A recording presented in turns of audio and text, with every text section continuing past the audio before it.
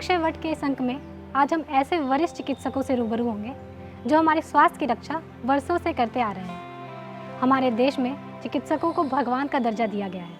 इसका मुख्य कारण यह है कि यह पेशे के साथ साथ सेवा भाव से भरा कार्य है। तो चलिए मिलते हैं ऐसे ही वरिष्ठ चिकित्सकों से। वैसे तो रांची में विभिन्न इलाजों के लिए विशेषज्ञ चिकित्सकों की कभी कमी नहीं रही है। बहुत से डॉक्टर अपने पेशे के साथ साथ सेवा भाव भी लोगों के इलाज के समय रखते हैं।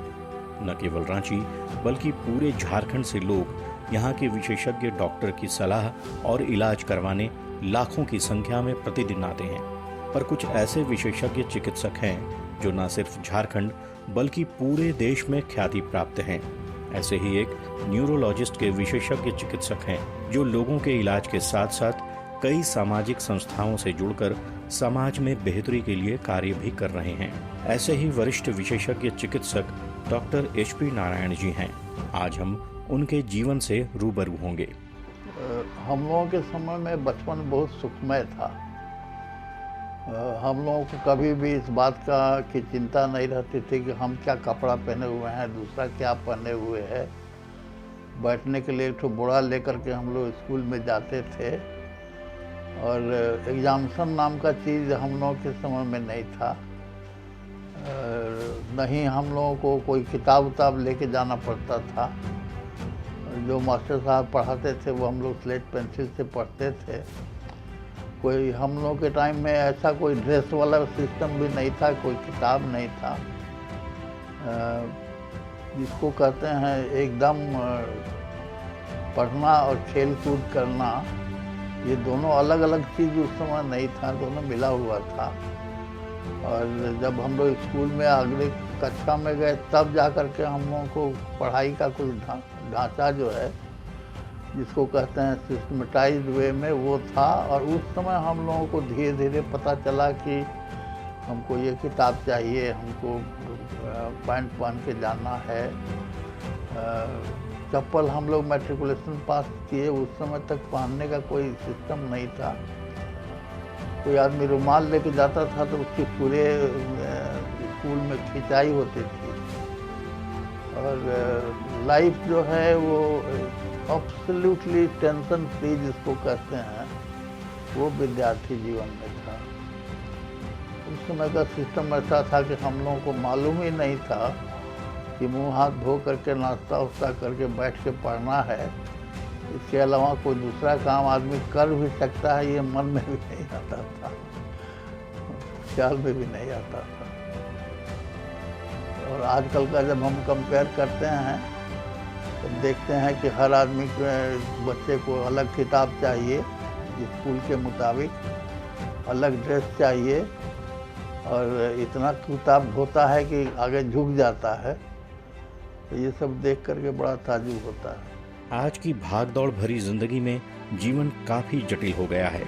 हर कोई शांति की तलाश में है, लेकिन काम की वजह से लगातार तनाव में है।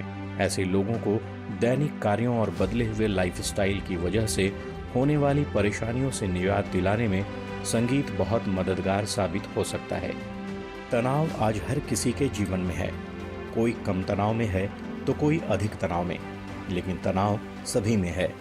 मानसिक परेशानियों का हल लोग दवाओं में ढूंढ रहे हैं, किंतु अपने अनुभव को साझा करते हुए डॉक्टर HP नारायण कहते हैं कि बहुत सारे बीमारियों दर्द से निजात संगीत दिला सकता है। पहले की अपेक्षा आज के समय में लोग भौतिक और आर्थिक सुख की दौड़ में बहुत तेज रफ्तार में भाग रहे हैं, जिससे बहुत सारी परेशानियों से जीवन घिर जाता है। देखिए, हमने 1959 से मरीज देखना शुरू किया। 58 में हम डॉक्टर बने थे। तो हम लोगों के टाइम में ये प्रिंसिपल था कि भाई काम आपको करना है, चाहे जो काम आपको मिले आपको करना है। शुरू में हमको याद है हम एपिडेमिक डॉक्टर बने थे। उसके बाद कुछ दिन ब्लड बैंक में काम किए। उसके बाद डिपार्टमेंट ऑफ एनाटॉमी में लोगों को पढ़ाए।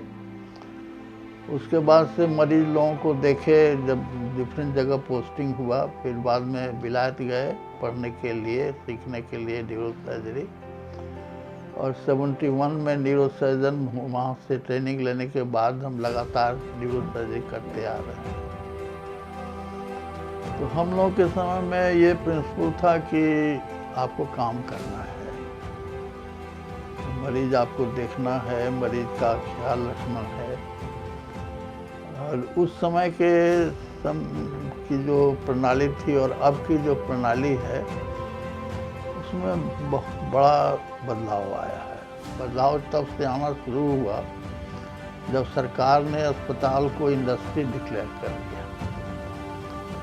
इसका ये इफ़ेक्ट हुआ कि इंडस्ट्री का तो एक ही प्रिंसिपल है, उसमें आपको जो पैसा लगाया है वो पैसा लौटना चाहिए और प्रॉफिट होना चाहिए, अदरवाइज इंडस्ट्री तो है सो बैंकरप्ट हो जाएगा।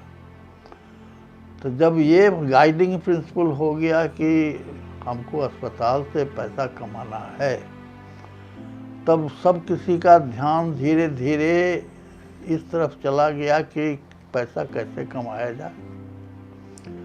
और इसके चलते जो स्वास्थ्य की जो व्यवस्था है उसमें जो गिरावट आई है और जो बदलाव आया है वो आप सब लोगों को मालूम है, उसको हमको कहने की ज़रूरत नहीं है, वो सब लोग अनुभव कर रहे हैं आज के दिन में। और ये ट्रेंड जो है वर्ल्ड वाइड है, सारे संसार में है। डॉक्टर HP नारायण अपने अनुभव से कहते हैं कि नई नई टेक्नोलॉजी आने से मरीज के इलाज में काफ़ी सुविधा हो गई है, किंतु इसके विपरीत डॉक्टर और मरीज की दूरी भी बढ़ गई है। पहले डॉक्टर अपने मरीज को करीब से देखता था, उनकी समस्याएं सुनता था, उसके बाद उसकी बीमारी की पहचान कर इलाज शुरू करता था। लेकिन अत्याधुनिक टेक्नोलॉजी के इस दौर में मरीज डॉक्टर में 2-4 बातें होती हैं, फिर डॉक्टर टेस्ट के लिए उसे लिख देता है और फिर टेस्ट देखकर उसे दवा लिख दिया जाता है, जिससे मरीज के मानसिक स्थिति में तनाव आने का क्या कारण है उसकी जड़ तक पहुंच पाना मुश्किल हो जाता है। हमें संगीत और योग जैसे वैकल्पिक चिकित्सा पद्धतियों को लोकप्रिय बनाना होगा। जब से हम सब ने भारतीय ज्ञान और विरासत को भुला दिया है, तब से समस्याएं बढ़ गई हैं। देखिए, आजकल संवाद बहुत कम हो गया है, लोग एक दूसरे से बातचीत बहुत कम करते हैं। ये अपने घर में आप देखिए, घर में जितने लोग हैं बूढ़े लोगों के साथ बैठते हैं क्या? 5 मिनट भी बैठते हैं?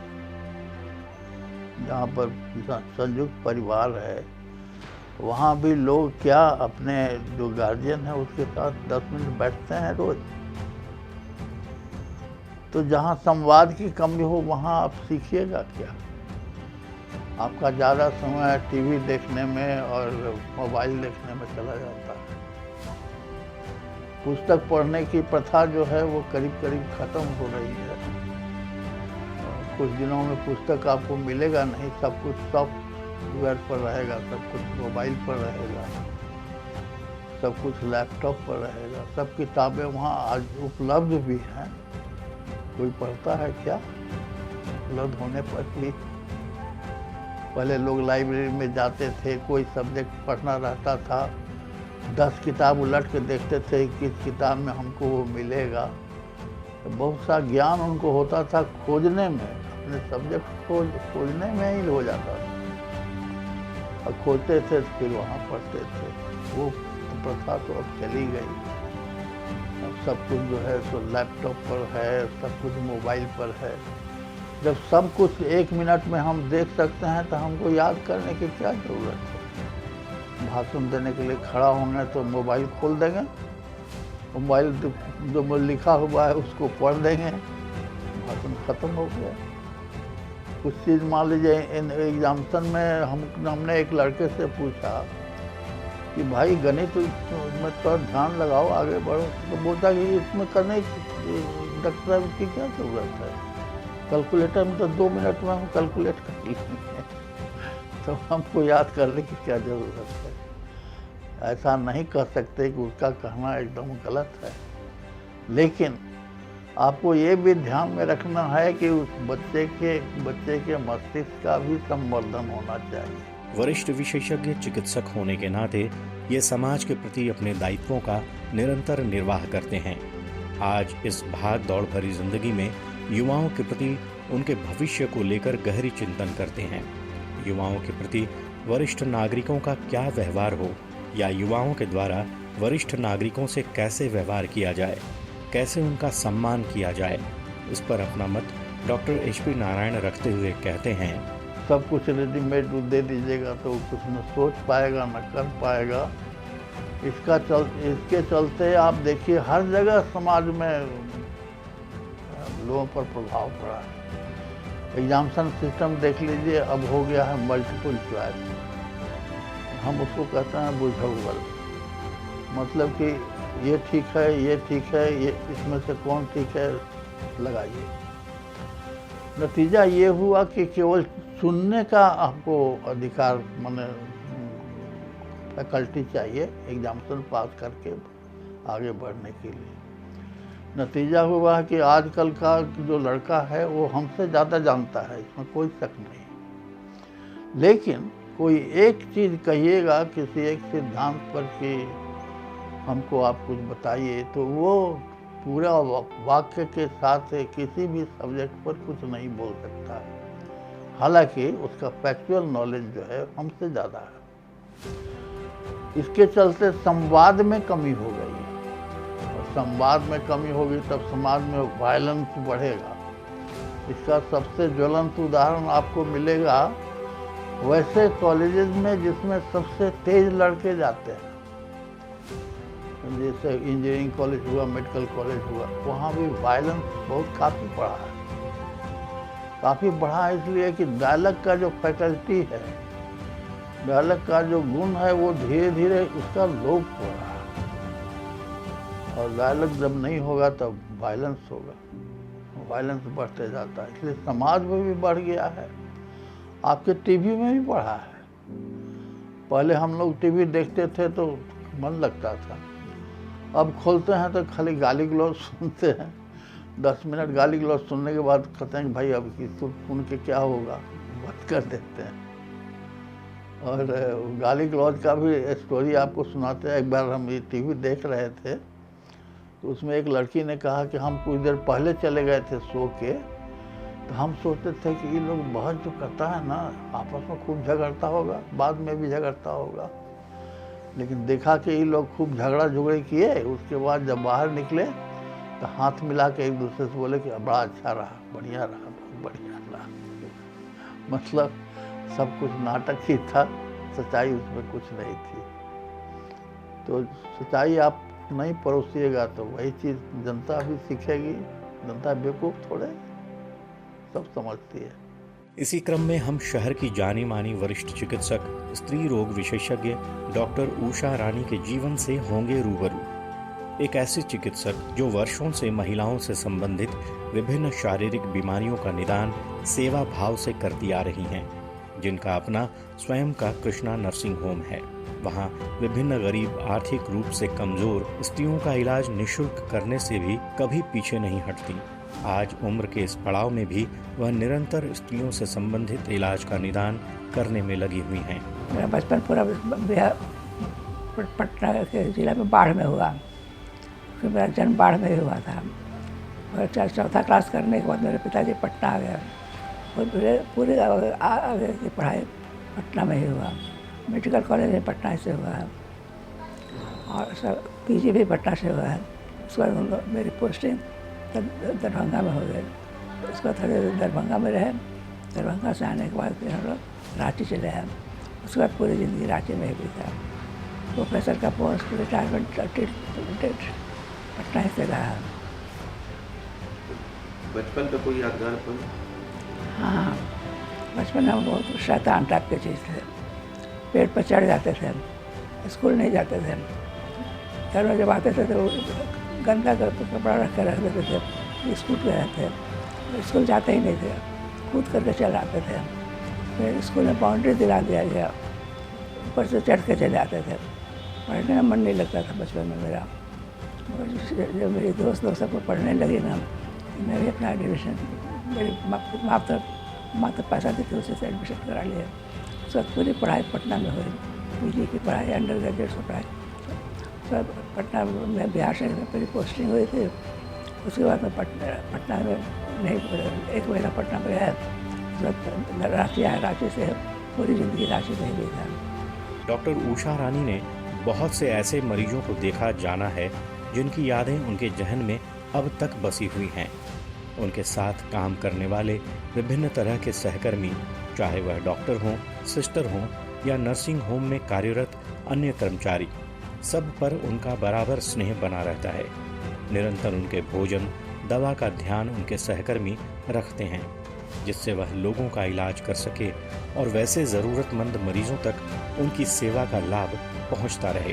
बिहार से पटना से दरभंगा में जब ज्वाइन किया था ना, दरभंगा बहुत बैकवर्ड एरिया था, गरीबी बहुत ज़्यादा थे, नंबर ऑफ बच्चे बहुत थे, हर किसी को एक से कम से कम 6-7 से कम बच्चा होता था। लोग बहुत समझाते थे मगर कुछ असर नहीं पड़ता था, बच्चे होते ही रहते थे। लोग कितना समझाने से लगता था ना वो लोग को खराब असर पड़ रहा। मैं पटना में जब मेडिकल कॉलेज में पढ़ती थी ना, नाव बहुत चलाया करते थे, अपना नाव था हम लोगों को कॉलेज का, उसे अपने से चला करके ले जाया करते थे, चला करके हम लोग उस पार चले जाते थे, खेत से खूब चोरी करके लाते थे, चना का ये पेड़ था तो चुरा करके ले आते थे।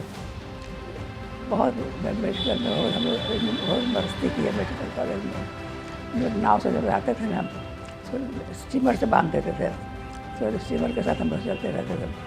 और समोसा मिलता था, 100 रुपये का समोसा खाते थे, फिर उसके बाद कूद करके नाव पर से चढ़ के कैसे जाते थे। तो कभी कभी हुआ था मेरी नाव उड़ने वाली थी, लड़के लोग कॉलेज से कूद करके पानी में, फिर हम लोग को बचाया, बहुत डांट पड़ी थी हम लोग को, और हम लोग उनकी बात नहीं सुना, फिर भी करते ही रह गए। तो रांची में चला कि ज़िंदगी एकदम नूरस हो गया, कोई कुछ नहीं एक्टिविटी है यहाँ पर, फिर पूरी ज़िंदगी तो रांची में ही रहना पड़ा। मेडिकल कॉलेज की पूरी posting normal posting, medical college assistant professor, retirement HOD, उसके बाद की ज़िंदगी ही मेडिकल कॉलेज यहाँ रांची में मेडिकल अपना प्रैक्टिस खोल करके तब से प्रैक्टिस करते हैं। उम्र के इस पड़ाव में जब जीवन साथी का स्वर्गवास हो चुका हो और बच्चे दूसरे शहरों में सेटल्ड हो चुके हों, ऐसे में यह अकेली न पड़ जाएं, इसी सोच के साथ इनकी छोटी बहन नीलम रानी और जीजा ओम प्रकाश जी ने टाटा की नौकरी छोड़कर इनका सहयोग करने के लिए इनके पास रांची आ गए, ताकि नर्सिंग होम सुचारू रूप से चल सके। और आज उनके साथ रहते हुए उनके हर काम में अपना हाथ बटाते हैं, ताकि सब कुछ सुचारू रूप से हो सके और गरीब लोगों के हित में नर्सिंग होम चलता रहे। तो बचपन में हम लोग पटना में हैं, हमारी याद पटने में हुई। दीदी उस समय उनसे मैं बहुत 15-16 साल छोटी हूँ, और जब होश हुआ तब दीदी मेडिकल में पढ़ती थी, और हम लोग एक साथ ही रहते थे पटना में। हम लोग 5 बहन 2 भाई थे। मेरे पिताजी एडवोकेट थे पटना में, और हम लोग वहीं से फिर पहले दीदी की फिर 1965 में इनकी शादी वादी हुई, फिर ये लोग चले आए, और हम लोग तो वहीं छोटे थे। फिर हम लोग की जो भी ज़रूरत होती थी, दीदी जब कॉलेज में पढ़ती थी, इनको स्टाइपेंड मिलता था, सारा चीज़ हम लोगों का ही पूरा करती थी। कुछ भी ज़रूरत हुआ, अच्छा चलो खरीद देते हैं, करते, लोग स्टाइपेंड मिलता था पहले तो। और बाकी तो हमारी पढ़ाई वढ़ाई भी वहीं हुई पटना में ही। फिर हम लोग की शादी हुई, शादी में हमारी शादी जमशेदपुर में हुई। इसमें हमारे हस्बैंड टेल्को में जॉब करते थे, हम लोग वहीं रहे। हमारे 2 बच्चे हैं, एक बेटा है एक बेटी है, और हमने दोनों की शादी कर ली है। बेटा हमारा US में है, बहू भी हमारी जॉब करती है, दोनों बेटा वो इंजीनियर है, और हमारे बेटी दामाद ऑस्ट्रेलिया में रहते हैं। वो दामाद हमारा जियो साइंटिस्ट हैं। एक नाती है, एक पोता है, एक पोती है। और हम लोग यहाँ 2003 में आए हैं। हमारे जीजा जी पहले यहाँ थे, तो उनका देहांत हो गया। उसके बाद दीदी बहुत अकेले हुई, इनके भी बच्चे इनके साथ नहीं रहते थे। तब बेटी बाहर थी, इनकी बेटी US में रहती है, बेटा बहू लोग रहते नोएडा में। तो फिर इनको अकेले छोड़ना था, इतना बड़ा जिम्मेवारी थी हॉस्पिटल की। और हमारा दीदी के साथ बचपन से बहुत ही लगाव है, बहुत ज़्यादा। ये डॉक्टर दीदी जो है हमारी, वो एक ऐसी हस्ती हैं जिनके बारे में जितना भी कहा जाए वो कम है। इनके लिए अपने और पराये सब एक समान है।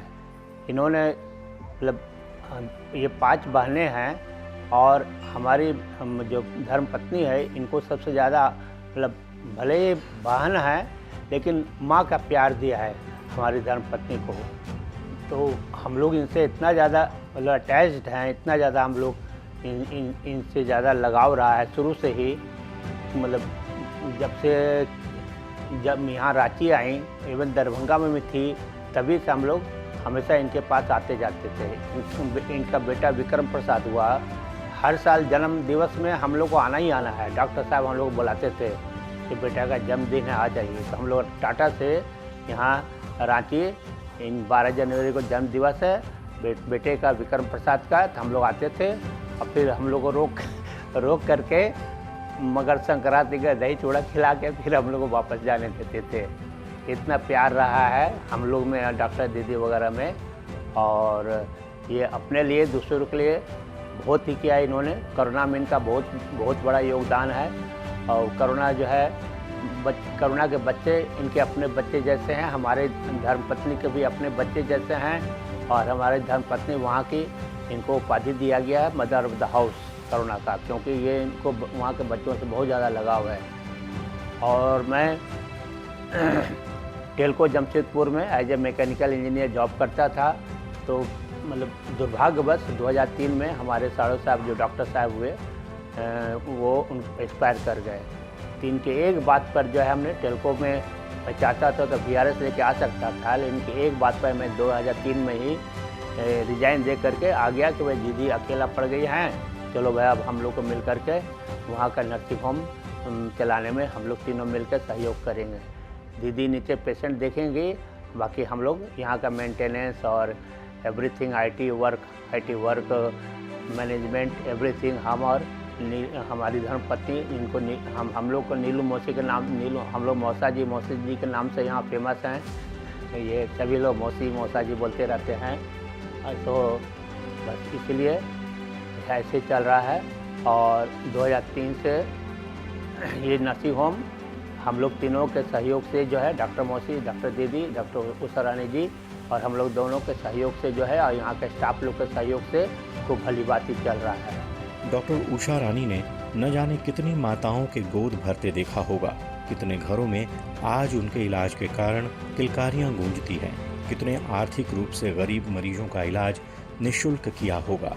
इस बात को बता पाना बहुत ही मुश्किल है, क्योंकि आज उम्र के इस पड़ाव में भी उनका इरादा अपने पेशे को लेकर सेवा भाव से ही भरा रहता है।